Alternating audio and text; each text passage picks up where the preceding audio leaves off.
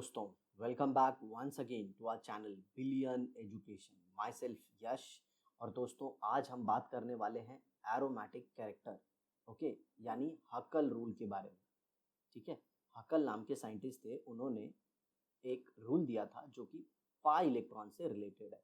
और अगर कोई कंपाउंड हकल रूल को फॉलो करता है और उसके साथ ही साथ तीन और कंडीशन को फॉलो करता है, तो ऐसे पर्टिकुलर कंपाउंड को हम लोग एरोमेटिक कंपाउंड कहते हैं। ठीक है, तो क्या है हकल रूल के अलावा वो तीन कंडीशन, पहले हम लोग वो देख लेते हैं। अगर आपने हमारी स्टार्टिंग की वीडियो देखी है तब तो आपको सब कुछ बहुत ही अच्छे से समझ में आ जाएगा। बट अगर अभी तक आपने हमारी प्रीवियस वीडियोस नहीं देखी है तो आप जाके उसे एक बार ज़रूर देख लीजिए, सो दैट आपकी कंसेप्ट बिल्डिंग है ना, वो बहुत अच्छी होगी। आया समझ में? तो चलो देखते हैं यहाँ पे। तो मैं यहाँ पे एक बार फिर लिख देता हूँ, कंडीशन फॉर एरोमेटिसिटी। जो लोग को ऑलरेडी पता है, आप वीडियो को फास्ट फॉरवर्ड करके आगे देख सकते हैं। तो सबसे पहली कंडीशन क्या है? Okay, the system should be cyclic, मतलब एटलीस्ट एक रिंग तो होनी ही चाहिए। ओके, मतलब क्लोज सिस्टम होना चाहिए। और दूसरा क्या? Each carbon should be either sp2 या फिर sp हाइब्रिडाइज होना चाहिए। और sp हाइब्रिडाइज का क्राइटेरिया क्या है? 8 मेंबर से ज्यादा वाली रिंग, 8 मेंबर या फिर इससे ज्यादा वाले मेंबर की रिंग, मतलब कार्बन होंगे उसमें। और जो तीसरा है साथियों, जो तीसरा क्राइटेरिया है वो है द मॉलिक्यूल, या फिर जिससे क्या भी आप एरोमेटिसिटी चेक कर रहे हैं। Okay, the molecule should be, या फिर जो रिंग है शुड बी प्लेनर और नियरली प्लेनर, नियरली प्लेनर या फिर सिंपल प्लेनर होना ही चाहिए। अब इसके पीछे मैं आपको एक सिंपल सा कंडीशन बता देता हूँ, प्लेनर होना क्यों चाहिए। तो देखिए यहाँ पे, अगर मान लीजिए जैसे कि ये मैं छोटा सा एक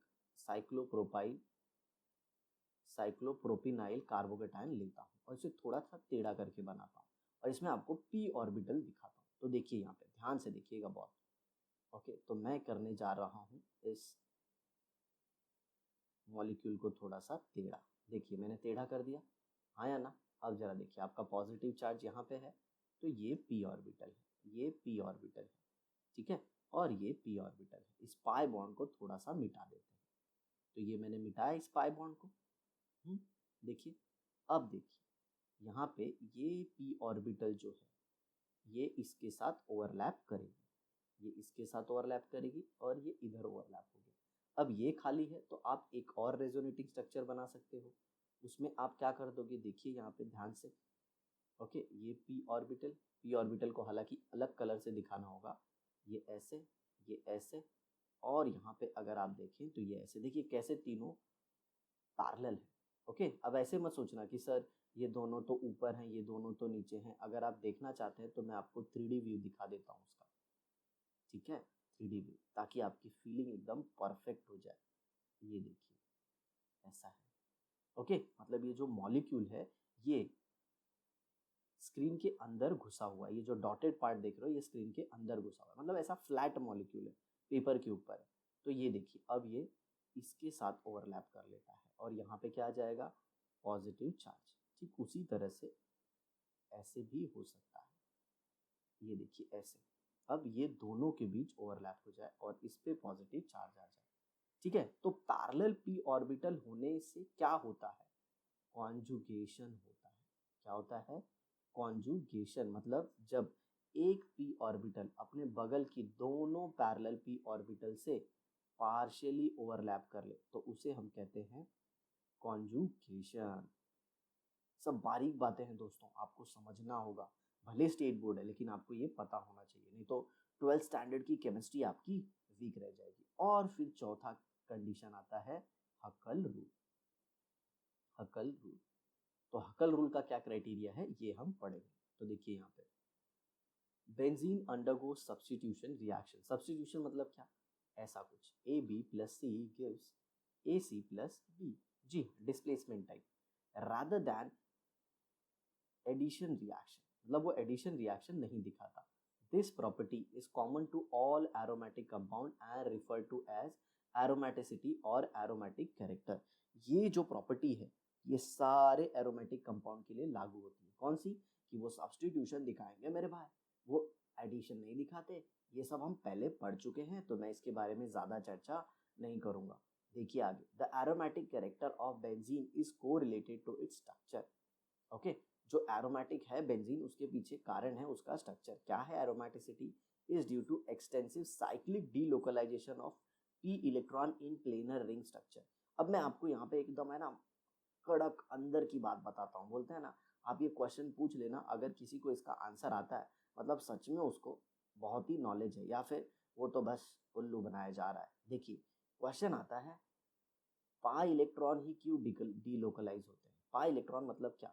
जो मैंने अभी आपको बताया, जैसे ये देखिए, ये ऐसे था, ये साइक्लोप्रोपिनाइल आयन बताया था ना, ये इसके साथ ओवरलैप होता है, ये इसके साथ ओवरलैप होता है, तो ये जो आप देख रहे हो 2 इलेक्ट्रॉन, इसी को हम पाई इलेक्ट्रॉन बोलते हैं। तो देखिए जो पाई इलेक्ट्रॉन होते हैं ना, उन लोग हाई एनर्जी इलेक्ट्रॉन होते हैं। क्या होते हैं? High energy electron. Okay, high energy electron होते हैं और उनके ऊपर न्यूक्लियस का अट्रैक्शन कम होता है। कैसे? ये देखिए, ये देखिए। ओके, मान लीजिए एक आपको मैं सिग्मा बॉन्ड बना के दिखाता हूँ और ये पाई बनाता हूँ, तो यहाँ पे देखिए ये सिग्मा बॉन्ड बन गया। ये जो है ना, ये सिग्मा बॉन्ड बना है। कैसे? ये हेड ऑन ओवरलैप है। क्या? ये हेड ऑन ओवरलैप। ठीक है, अब देखिए पाई बॉन्ड ऐसे साइडवेज ओवरलैप से बनता है।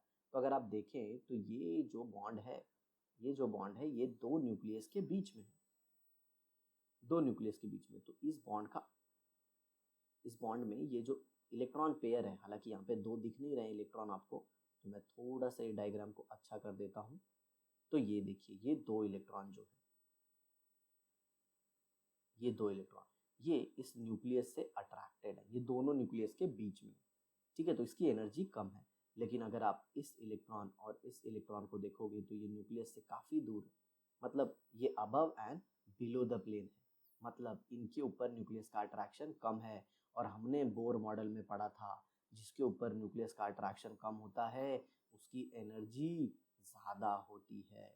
और पाई ऑर्बिटल के इलेक्ट्रॉन की, मतलब पाई इलेक्ट्रॉन जो होते हैं वो ज़्यादा हाई एनर्जी इलेक्ट्रॉन होते हैं, इसीलिए इसीलिए उनका डीलोकलाइजेशन होता है, ऐसा बोला जाता है। समझ आया? तो यही सिंपल सा कारण है क्यों नहीं सिग्मा इलेक्ट्रॉन का डीलोकलाइजेशन होता है। ये तो इसके ऊपर अट्रैक्शन ज़्यादा है और पाई इलेक्ट्रॉन के ऊपर न्यूक्लियस का अट्रैक्शन कम है, तो वो हाई एनर्जी इलेक्ट्रॉन है। हाई एनर्जी इलेक्ट्रॉन क्यों? क्योंकि उनका एनर्जी ज़्यादा है, न्यूक्लियस से अट्रैक्शन कम है। अगर किसी ने ये बात आपको बता दी, मतलब 100% उसको काफ़ी अच्छा ज्ञान है एरोमेटिसिटी के बारे में।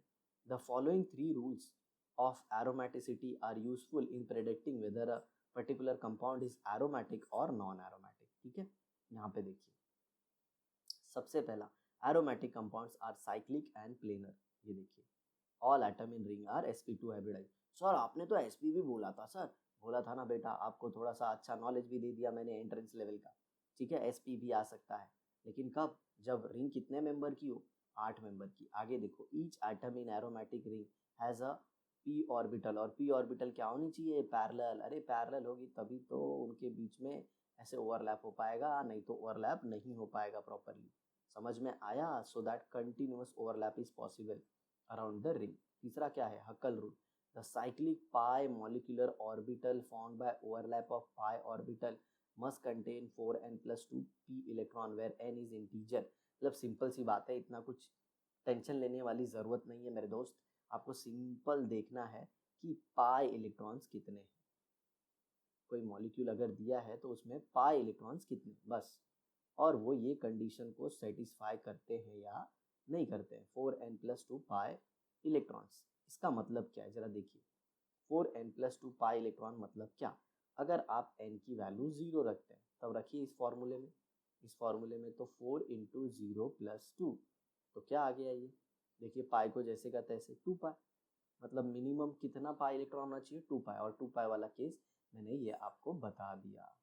समझ में आया? 2 पाई इलेक्ट्रॉन होना चाहिए, पता है ना, ये वाला केस बताया था, भूल गए क्या? ये देखो ये वाला, समझ में आया? और फिर उसके बाद आपको n की वैल्यू 2 रख लेनी है। तो चलिए n की वैल्यू 2 रख लेते हैं। तो ये हो जाएगा 4 इंटू 2 प्लस 2 और यहाँ पे आ जाएगा पाई। तो ये कितना हो जाएगा? ओए सर कुछ तो गड़बड़ हो रहा है। जी हाँ, 1 रखना अभी बाकी है। 4 इंटू 1 प्लस 2 पाई इलेक्ट्रॉन मतलब 6 पाई। और 6 पाई वाला तो आपको पता ही है, फेमस बेंजीन। ठीक है, और फिर उसके बाद 10 पाई वाला आ जाएगा। कौन आ जाएगा? 10 पाई। सर 10 पाई वाले का भी एग्जाम्पल बता दो ना। चलो देखो वो भी बता देते हैं। ये देखो,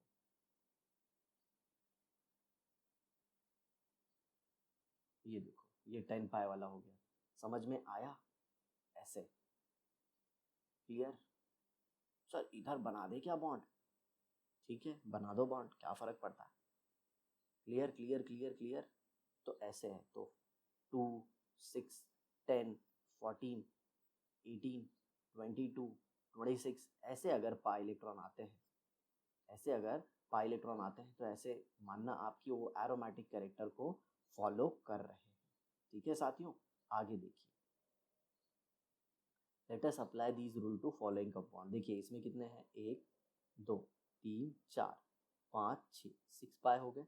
अब इसमें देखिए 1 2 3 4 5 6 7 8 9 और ये 10 पाई इलेक्ट्रॉन हो गए।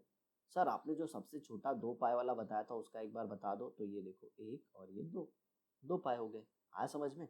चलिए अब हम देखते हैं बेंजीन के बारे में। तो ये देखिए, it is cyclic and planar. ये देखिए ये साइक्लिक है। ये इसका बॉन्ड ऐसे प्लेन में पीछे की तरफ होता है, ऐसे। अगर आप पेपर, अगर मैं स्क्रीन पे बनाऊँ तो, और ये आपकी तरफ होगा ऐसे। ओके, हालांकि जो हमारी वीडियो को स्टार्टिंग से देख रहे हैं उनको बेंजीन के स्ट्रक्चर के बारे में काफ़ी अच्छी इन्फॉर्मेशन होगी। ये सब कुछ मैंने बताया था। ये देखो ऐसा होता है और सारे पैरेलल है, तो ये आपस में क्या करेंगे? ऐसे ओवरलैप करेंगे। ये देखिए ऐसे ओवरलैप करेंगे। समझ में आया? और फिर ये ओवरलैपिंग चेंज भी हो सकती है। ओके, ये ओवरलैपिंग जो है ये चेंज भी हो सकती है। क्वेश्चन आता है कि ये ओवरलैपिंग चेंज कैसे होगी? तो देखिए ऐसे कुछ चेंज हो जाती है। चलिए इसे देख लेते हैं। तो ये देखिए ये अब ऐसे हो गया। यहाँ पे देखिए ऐसे कुछ आया समझ में आपको? तो ऐसे ओवरलैपिंग भी चेंज हो गई। This compound is aromatic 4n+2 number pi electron. मतलब टोटल इसमें कितने पाई इलेक्ट्रॉन है? अगर n इज इक्वल टू 1 रखो तो 6 पाई इलेक्ट्रॉन। तो ये 6 पाई इलेक्ट्रॉन को फॉलो करता है। आपको सिंपली पाई इलेक्ट्रॉन गिन लेने हैं बस। ओके, और अगर 2 6 10 14 18 22 ऐसे आ रहा है, मतलब सिंपल सी बात है वो चारों कंडीशन को फॉलो कर रहा है। बट अगर इसमें से एक भी कंडीशन फॉलो नहीं हुई, याद रखिए, अगर चारों में से एक भी कंडीशन फॉलो नहीं हुई तो उसे हम कहेंगे नॉन एरोमेटिक। क्या कहेंगे? Non aromatic. और इसमें एक स्पेशल केस आता है। इसमें एक स्पेशल आता है कि अगर स्टार्टिंग की 3 कंडीशन फॉलो हो गई। सर 3 कंडीशन कौन सी?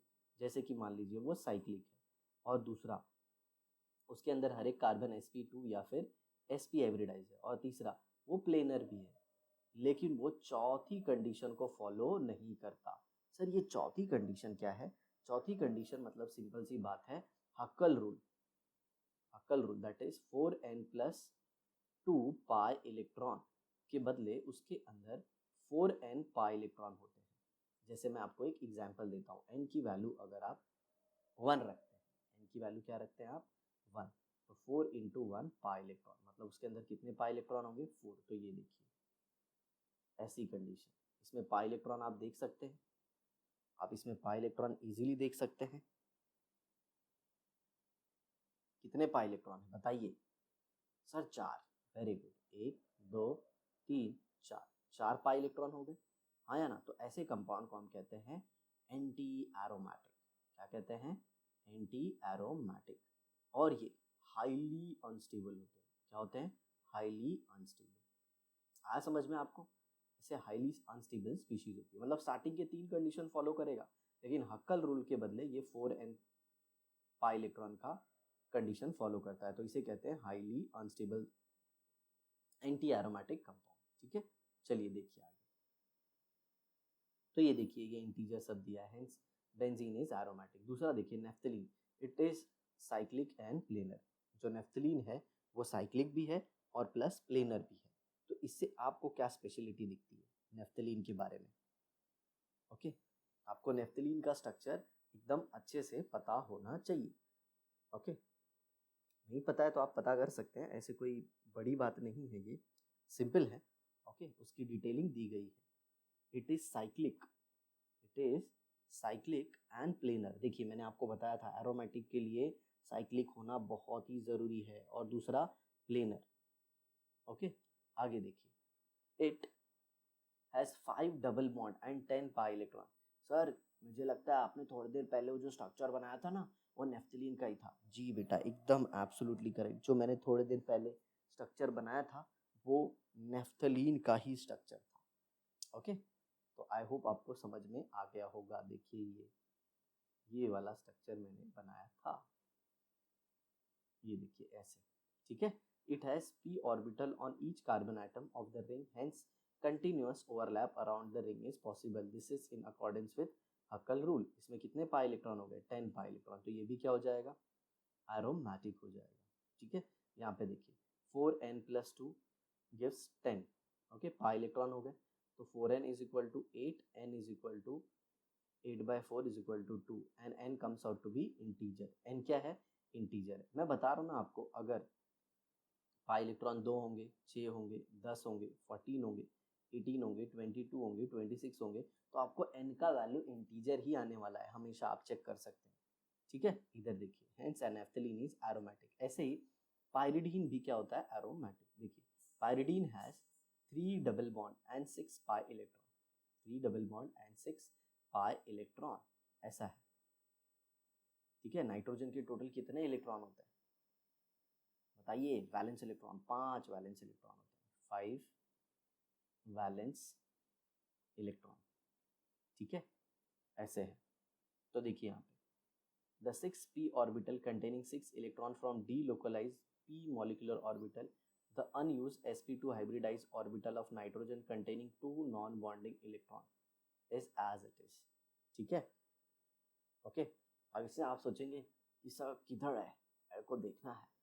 ओके, तो ये देखिए ऐसे स्ट्रक्चर होता है पाइरिडीन का, ये n ऐसे ऐसे और ये ऐसे, ठीक है, ऐसे है। अब यहाँ पे देखिए ये ऐसे, ये ऐसे, ये ऐसे, कंटिन्यूअस पाई बॉन्ड हो गया। अब इसे तोड़ के आप दूसरा अरेंजमेंट भी कर सकते हैं, तो याद रखिएगा इसे। ओके, तो ये पाइरिडीन का स्ट्रक्चर हो गया, बट मुझे कुछ गड़बड़ी लग रही है इस पाइरिडीन के स्ट्रक्चर में, और मैं चाहता हूँ कि आप मुझे बताओ कि इस पाइरिडीन के स्ट्रक्चर में गड़बड़ी क्या है, मैं आपसे ही जानना चाहता हूँ, ठीक है। तो पाइरिडीन के स्ट्रक्चर में क्या गड़बड़ी है ये आप मुझे बताओगे कमेंट बॉक्स में लिख के। नो डाउट पाइरिडीन क्या होता है? एरोमेटिक होता है, ठीक है। थोड़ा आप भी तो मेहनत करो। साइक्लोहेप्टाट्राइन, ये देखिए साइक्लोहेप्टाट्राइन, इसमें ये कार्बन क्या आ गया? sp3 hybridise. तो इसमें तो p ऑर्बिटल आएगी ही नहीं, और p ऑर्बिटल आएगी नहीं तो डीलोकलाइजेशन सिर्फ यहाँ से लेके यहाँ तक ही हो पाएगा। समझ में आ रहा है आपको? और ये प्लेनर है ही नहीं, तो ये मॉलिक्यूल ने कंडीशन सेटिस्फाई नहीं किया, तो ये एरोमेटिक हो ही नहीं सकता। नेक्स्ट देखिए, preparation of aromatic compound, industrial sources of aromatic compound. Okay, coal tar, ये हम बहुत स्टार्टिंग में ही पढ़ चुके थे। Coal tar and petroleum are major sources of aromatic compound. Sir coal tar क्या होता है? ओके, कोयला होता है ना, कोयला, उसका ऑयल, समझ में आ रहा है? सर कोयले में भी ऑयल होता है? जी हाँ, समझ में आया, उसमें बेंजीन होता है, ठीक है। आप टेलीविजन में ऐड देखे रहोगे, ऐसे टार दिखाता है स्मोक का, ऐसा एकदम काला काला होता है, समझे? वैसे ही method of preparation of benzene from ethyne. Okay, ethyne आप सबको पता होगा, HC ट्रिपल बॉन्ड CH। तो इथाइन का हम लोग एरोमेटाइजेशन कर देते हैं। क्या कर देते हैं? एरोमेटाइजेशन। ऐसे 3 मॉलिक्यूल लेते हैं और फिर वो मिलके क्या बना देते हैं? बेंजीन। ओके, और एरोमेटाइजेशन करने के लिए हम लोग कैटलिस्ट लेते हैं। ओके, कैटलिस्ट जो क्या करते हैं? ट्रिपल बॉन्ड इथाइन को बेंजीन में कन्वर्ट कर देते हैं।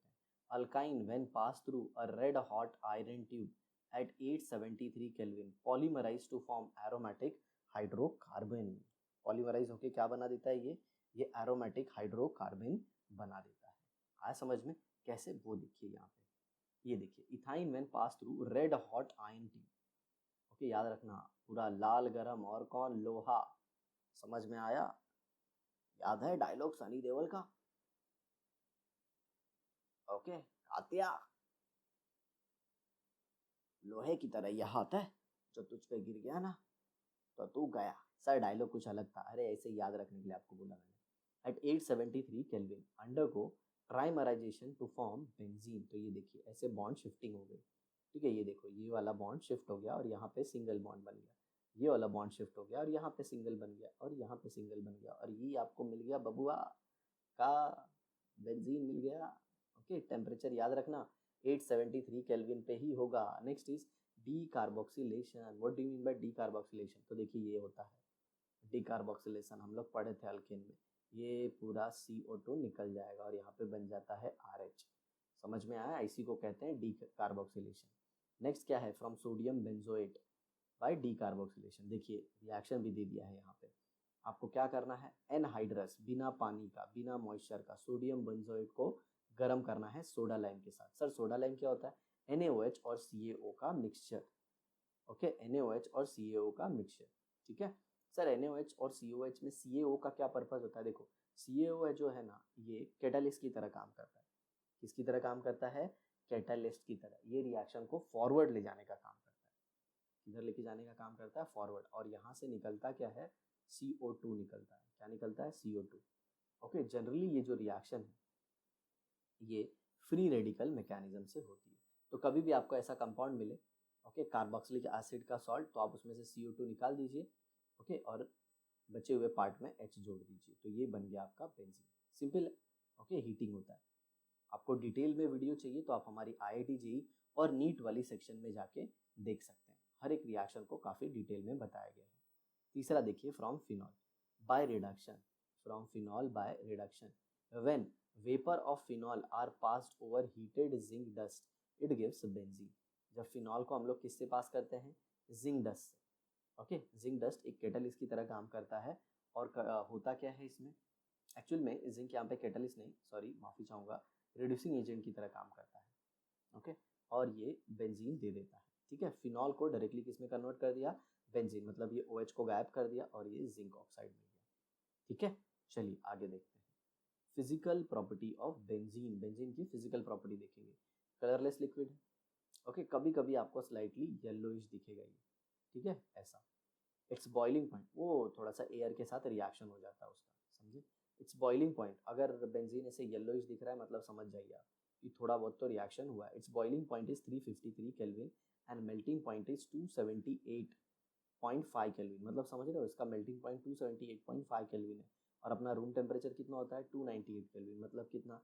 25 डिग्री सेल्सियस, मतलब रूम टेम्परेचर पे ये लिक्विड स्टेट में होता है, ठीक है। It is insoluble in water, it forms upper layer when mixed with water. No doubt इसकी डेंसिटी वाटर से कम होती है, इसलिए वाटर के ऊपर ये क्या करता है? फ्लोट करता है। It is soluble in alcohol, ether and chloroform. But ये वाटर में इनसोल्यूबल होता है, क्योंकि जो बेंजीन होता है ये बेंजीन ऑलमोस्ट क्या होता है? नॉन पोलर होता है, और वाटर क्या होता है? पोलर। और आपको तो पता ही है, लाइक डिजॉल्व्स लाइक, गोबर गोबर के साथ रहते हैं और स्कॉलर के साथ रहते हैं। उस थियरी के हिसाब से बेंजीन जो है वो पानी को लाइक नहीं करेगा, क्योंकि बेंजीन नॉन पोलर है और पानी पोलर है। लेकिन अल्कोहल, ईथर, क्लोरोफॉर्म ये क्या है? ऑर्गेनिक सॉल्वेंट है, इनका पोलैरिटी इतना ज़्यादा नहीं होता और इसीलिए बेंजीन उसमें सोल्यूबल होता है। Benzene vapours are highly toxic which on inhalation leads to unconsciousness. और मैं आपको बताऊं, अनकॉन्शियसनेस मतलब बेहोश कर सकता है आपको। और मैं बताऊं, बेंजीन कार्सिनोजेनिक भी होता है। What do you mean by carcinogenic? Cancer causing. तो कभी लैब में जाओगे, अगर मौका मिलेगा, बेंजीन हैंडल करने का भी मौका मिलेगा, तो उसके साथ खेलना मत, बहुत डेंजरस चीज़ है मेरे भाई, समझ रहे हो। तो हर एक चीज़ का ध्यान रखना, ओके। तो आई होप आपको आज की वीडियो बहुत अच्छे से समझ में आई होगी। फैला दो आग की तरह अपने दोस्तों के बीच में, और अपने डाउट भी कमेंट बॉक्स में लिखो। जल्दी हम आएंगे लाइव सेशन के साथ और आपके डाउट क्लियर करेंगे, ठीक है। तो इसी तरह पढ़ते रहिए, अपने माता पिता का नाम रोशन कीजिए। मिलते हैं नेक्स्ट एपिसोड में केमिकल प्रॉपर्टी के साथ।